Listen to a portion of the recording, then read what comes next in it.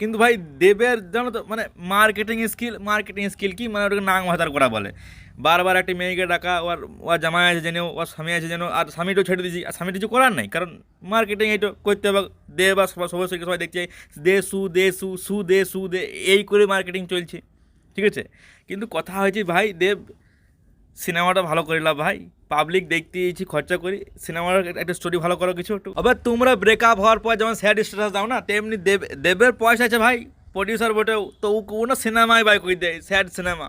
তোমরা sad status দিতে ও sad cinema by করে দিচ্ছি, ওর পয়সা আছে। আরে ভাই কিছু বলা হয়েছে না, তুই হ্যান্ডসাম হয়ে গেছিস ভাই, ছেড়ে দে, তোরও ভালো মাল আছে ভাই, ছেড়ে দে। আর ভাই ইন্টারভিউতে ভাই শুভশ্রী অ্যাক্টিং করছে ভাই, বুঝতে পারাই যে ভাই শুভশ্রীকে আসতে হয়েছে মার্কেটিংয়ের জন্য।